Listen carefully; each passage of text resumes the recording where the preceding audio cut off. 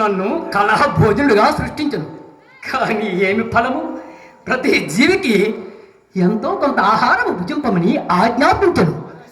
నాకు మాత్రము కలహమే భోజనముగా భుజింపమని శాసించుచుండెను. అయినను నాకిప్పుడు తీయని కలహము లభించిన ఎంత బాగుండునో కదా. ఎవరు తల్లి? అజ్ఞాతం నుండి నాకు వందనములు సమర్పించుతున్నది ఎవరు? ఎక్కడి నుండి? ఇచ్చటనే మీ ముందుగా పాషాణముగా పడి ఉన్న అహల్యాదేవిని. ఓహో,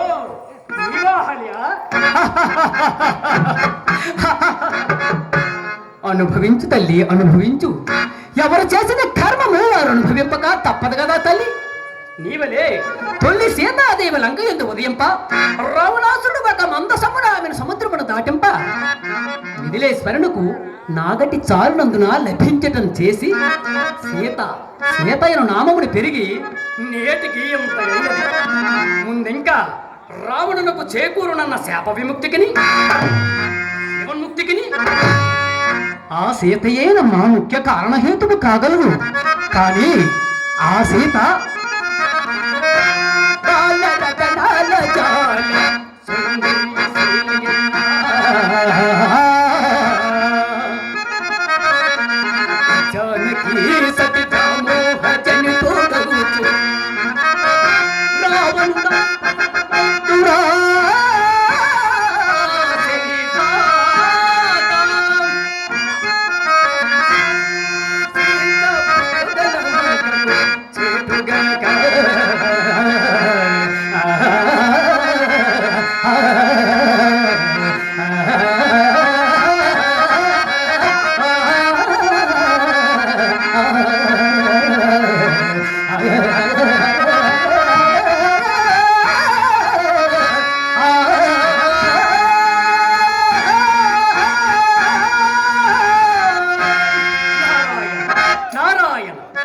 రాబో కాలమున రావణ సంగ్రామమునకు నాకు ఇష్టమృష్టాన్న భోజనము పూర్తిగా లభింపనున్నది. అయినను అంతవరకు ఉపవాసం ఎట్లుండగలను? ఏదో ఒకటి ఆలోచించదు. నారాయణ నారాయణ నారాయణ బలిరా నాకిప్పుడు చక్కని ఉపాయం తోచినది. దండకారణ్యమున విశ్వామిత్రుడు యజ్ఞము చేయ తలపెట్టుచున్నాడు కదూ. అవునవును, తలపెట్టుచున్నాడు.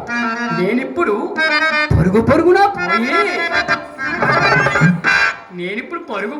పోయి ఈ విషయము రావణాసురుడు చెవిలో చెప్పినచో, నారాయణ నారాయణ, కలహమే కలహము, కలహమే కలహము. తక్షణమే రావణాసురుడు చెంతకు చేరదు. జయ జయ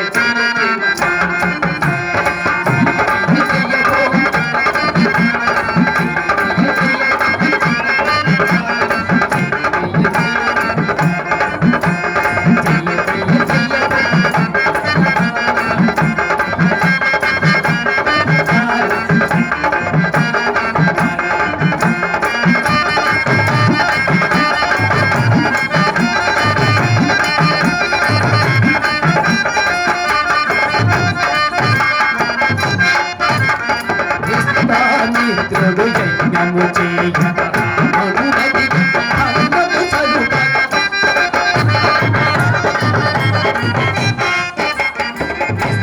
మిత్రుడు యజ్ఞము చేయ